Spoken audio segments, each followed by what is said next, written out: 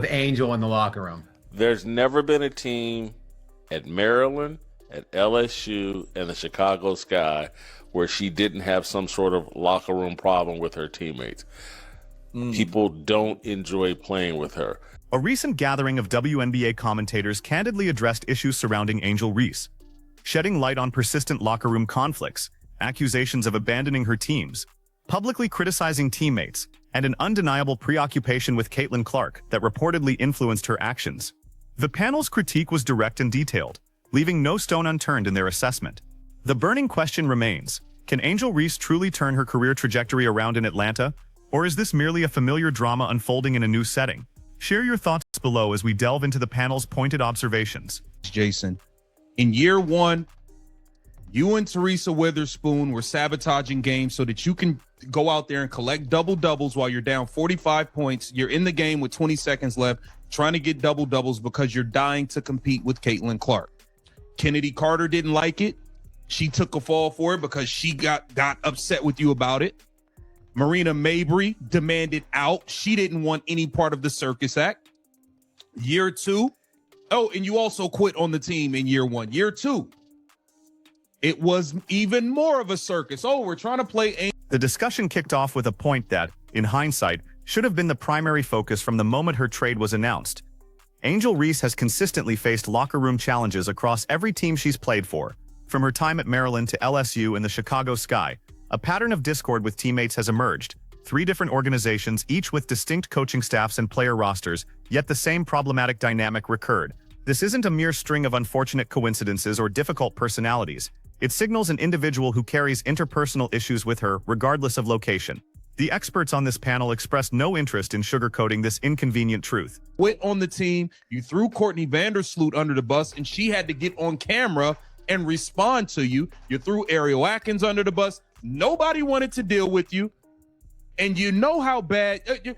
Scat, Steve, can you guys tell me a sport? Tell me any sport where a player in their first 2 years in the league made the all-star team or a Pro Bowl, their first 2 years. She's about to be an Olympian, and they get traded before their third. Analyzing her inaugural season in Chicago, one commentator offered a scathing year-by-year breakdown. The primary accusation leveled against Reese and then coach Teresa Witherspoon was their alleged behavior in games already decided, even when trailing by substantial margins like 45 points.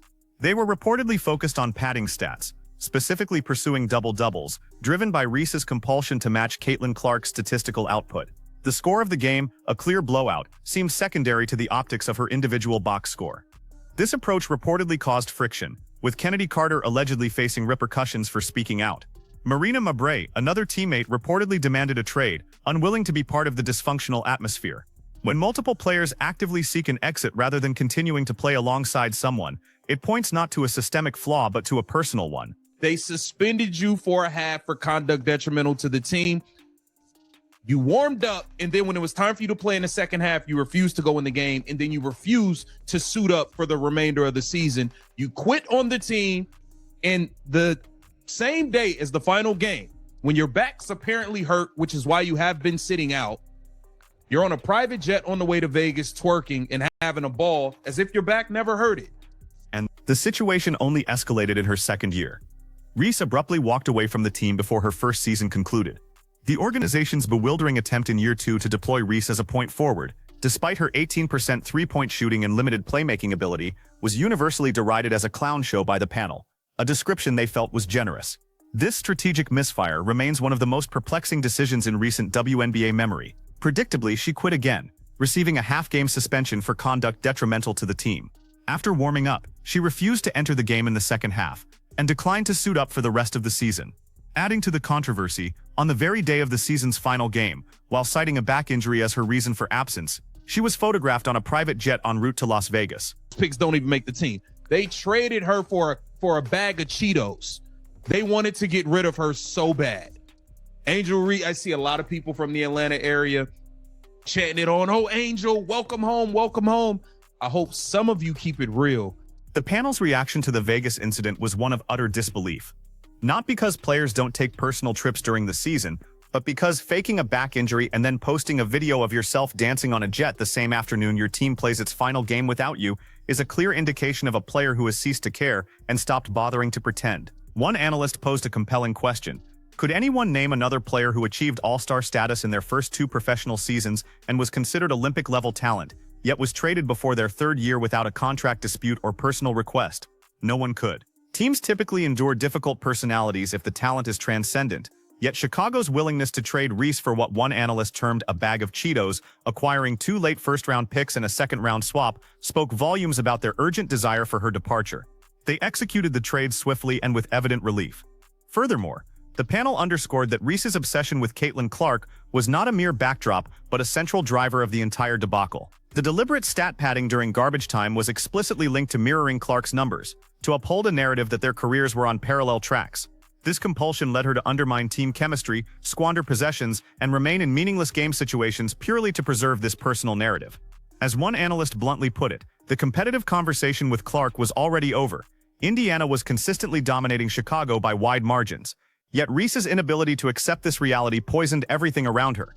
She publicly disparaged Courtney Vanderlood, a 2-time WNBA champion who had joined Chicago to help, referring to her as too old and suggesting the team needed younger, more competitive players, despite Vanderlood's ongoing recovery from an ACL tear.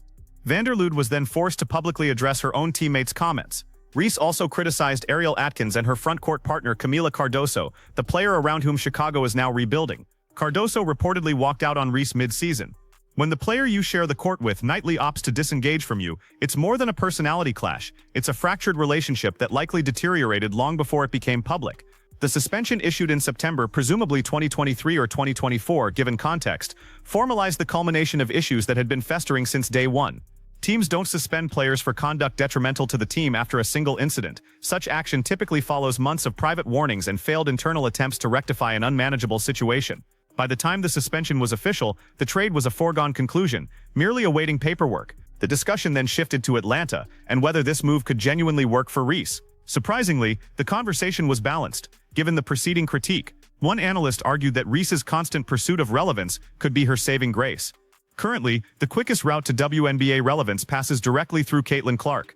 If Reese could secure a championship with Atlanta before Clark does with Indiana, it would fundamentally reshape her narrative and elevate her standing in a league with limited star power beyond Clark. This motivation, the drive to outshine Clark, might be precisely what compels her to stay disciplined in Atlanta. While the logic might feel uncomfortable, it isn't flawed. Sometimes the most effective motivation isn't the most noble.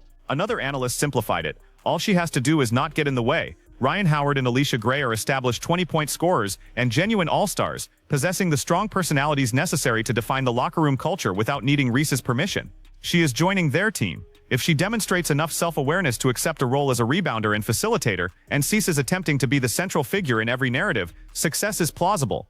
The panel also drew valuable historical parallels. The 1989 Detroit Pistons, faced with an all-star scorer Adrian Dantley who was a notorious ball stopper, opted to move him and empower Dennis Rodman's complementary skill set, a decision that led to back-to-back championships.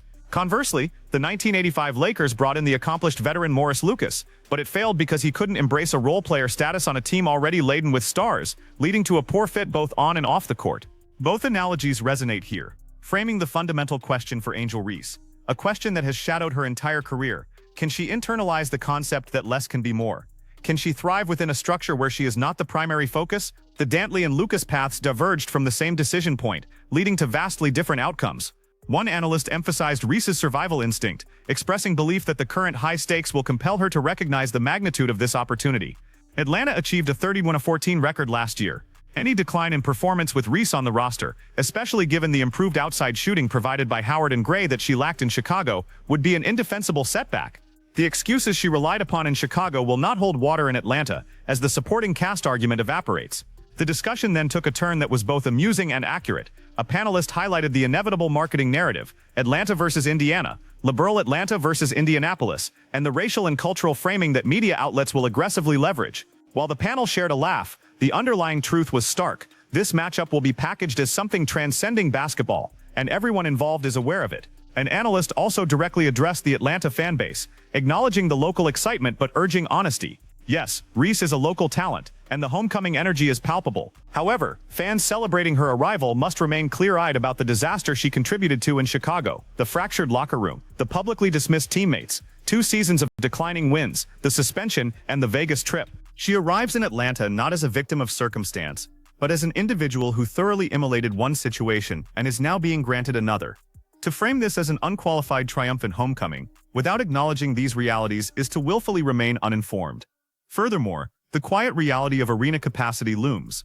The Dream's home court accommodates roughly 4,500 to 5,000 spectators and rarely sold out consistently before this trade. Reese is a big enough draw to fill a venue of that size. Yet the panel plainly stated that when Caitlyn Clark comes to town, games will invariably be moved to State Farm Arena, home of the Atlanta Hawks, which seats 17. That dynamic underscores who the public truly shows up to see, and it's the reality Reese is walking into: a city that will embrace her, a team genuinely equipped to compete, a tangible opportunity to achieve what she never approached in Chicago, and a locker room that will not tolerate another circus, as its established leaders have too much invested to permit such disruption. Whether Reese capitalizes on this opportunity remains the sole question. While the panel granted her a realistic chance, her history strongly warrants skepticism, and the WNBA season has yet to even begin. The panel spoke what many have been thinking for 2 years without apology. Atlanta represents either a genuine fresh start for Reese, or merely the next chapter of an all-too-familiar story.